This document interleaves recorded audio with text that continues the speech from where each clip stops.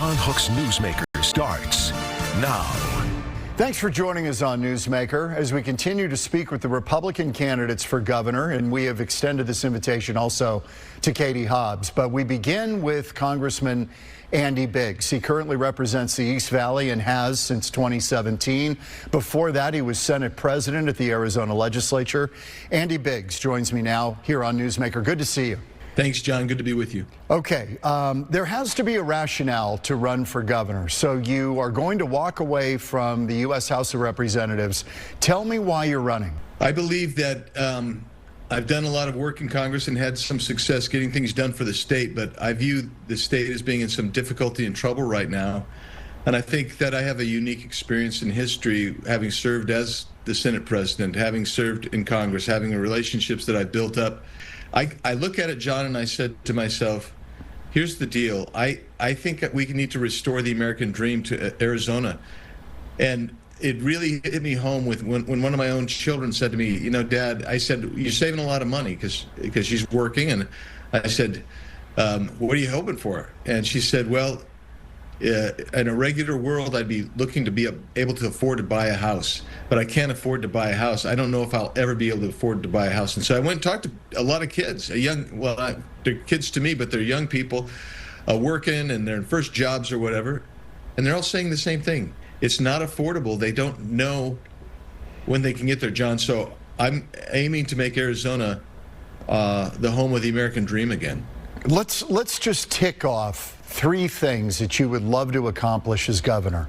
What would those be? First thing, we would make sure that we brought gas prices down, so we'd increase the affordability. We'd bring home prices down. We'd make sure that our water and our land use policy, as well as our power policy, would be in line for actually restoring Arizona to be a growth state again. We went from being 4th to 47th, John, in job creation. That's not a good place to be. We want to be right at the top, and we want to be leaders in every good category of economics, and that provides for prosperity. So the ultimate thing of those 3 things is getting back to the American dream: safety, making sure that we can afford to live in our great state. Congressman, how did we go from 4th to 47th in job creation in Arizona, which has been on a roll for the last 2 decades? The way you lose that is you impose policies that restrict water use, so you can't build single-family homes. You dissuade and disincentivize companies to come here by telling the world that Arizona doesn't have water. John, I mean, we do. We just have to manage our water. That's what has to happen. But when you say we don't have water, I'm sitting literally in an office the day after the governor said that, and these builders, developers that I'm talking to said they just lost hundreds of millions of dollars in outside of state capital coming in, which would have created jobs and helped us grow. I mean, and this is it's just an attitude against growth, against supporting entrepreneurs. And that, for me, it's all about, if you have economic prosperity and you allow people to actually fulfill the measure of their creation, we expand, we grow. And we're going to grow anyways, ultimately in population, so you might as well have the jobs and the places to live for people who want to come here. Can we talk just a little bit about the politics of all this? If you were to describe your lane, I mean, you've got Karen Taylor Robson in this race for the Republican nomination. You've got David Schweikert, your colleague. I assume you're friends with David Schweikert, and you see a lot of things probably on a similar sensibility. What's your lane in this 3-way race for the Republican nomination? Well, John, I think the important thing, I'll just give you a couple of data points that I think are important. Number one, for the primary itself, a study came out about a month ago now, I guess, where they evaluated every member of the House and Senate to see who was most aligned with the America First agenda of President Trump. And I was number 1. I'm aligned with that agenda. I vote with that agenda.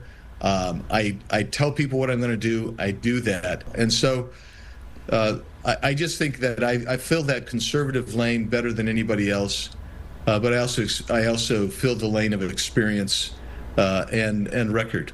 Let's talk about this Emerson poll that came out.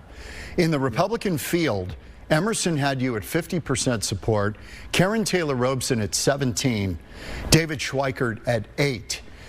Now, you talk about kind of being the MAGA standard bearer.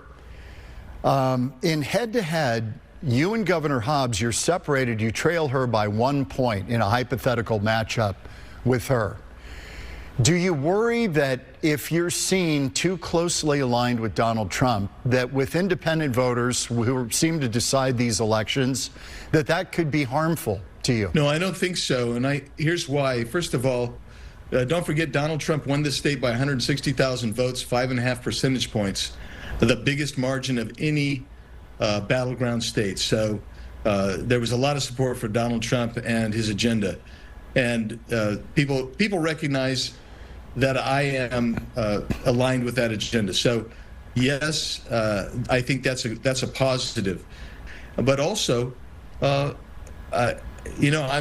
people want to label me all kinds of things, but I think people who work with me across the aisle, and there's been a lot of them that I've worked with, including the current governor, when we were in the legislature together, they understand that I can get stuff done that's good for people and will lead to prosperity. Okay, in this same Emerson poll, they went down the biggest issues in Arizona. And the biggest issues were the economy at 34%, immigration still high at 18%, threats to democracy 11%, and the issue that you opened the program with, housing affordability, I was surprised was only at 10%. Yeah, I think it fits into the overall economy there. So when you ask somebody, is it housing or is it affordability? And they're going to say, well, it's affordability because our gas is still really high in Arizona. I'm always amazed at how much it costs for groceries. And I think people look at it and they say, I'm concerned about general economic affordability. And if you're in the market for a house, then you're concerned about the housing price as well. Do you believe that your future in this race does hinge in part on whether Donald Trump and the Republicans can get this economy rolling by the first quarter of next year? That's kind of where they're looking at and saying you're going to start to see the tide turn, that they're still, they say, digging out of a Biden hole. Do you think that your fate is linked to how successful Donald Trump is? I don't know if I would say our fate is inextricably linked, John. I think the fact of the matter is, I'm reminded of Bill Clinton when he ran, and his mantra was, "It's the economy, stupid." And it is always about kitchen table economy, the micro economy. How is your family doing? Is it doing better? And I think we're going to get back on going the right direction. I want to ask you about energy. You touched on water. Energy is the other big one that I see for Arizona. Are you bullish on robust nuclear energy? And do you think we need to build another plant, or are you looking at more the modular reactors to deal with AI demand and growth? I am much more into the small modular reactors, the SMRs, because I think that's the wave coming. And once you get those up to scale, the price is going to come down, and it's going to be easier to locate those and get them going. I know APS and I know SRP and TEPCO have kind of a coalition, and they're looking to see if they need to buy and put together another large facility. Yes. The problem Yes. with the large facilities is it takes so long, John, to get them. I am bullish on nuclear. I'm particularly bullish on the compact nuclear units. That's where I think is the future. And as those do come online and come up to scale, I think the cost goes down. I think their usability increases, and I think you'll see a lot of those. I would like Arizona to be the leader in the country with those compact nuclear reactors. One more. Politicians always get caricatured. Is there something you'd like to set the record straight for people who hear the name Andy Biggs, and some of them may recoil and go, oh, not that guy? What would you want to tell them about who Andy Biggs is? Well, I'd say, John, a lot of people paint me as some kind of absolute meanie firebrand guy, and I think most people that know me know that I'm tough, but I'm fair. And beyond that, though, I mean, some of the accusations that have been thrown against me have been debunked absolutely, and yet people still resort to those, go back to those. But the bottom line is, I'm just a grandpa. I'm just a dad, and I like to play my music. I like to be with my family. I like to write my books that nobody reads, and that's pretty cool stuff. But it's very different than the public persona that we sometimes get. One more, water, big issue. I just think that Arizona, when we're managed correctly, we recharge water correctly, when we're thinning our forests so the water can get through the canopy down into the aquifers itself, I think Arizona does okay as long as we manage it well. But this notion of standing up and saying, hey, we don't have any water, that's the sky is falling, and it really hurts. And some of the management areas that this governor's established, John, actually have prevented the creation of single-family homes and actually given us instead massive apartment complexes. So I just think we're going to have to do better than that. Congressman Andy Biggs, good to see you. Good luck in the race.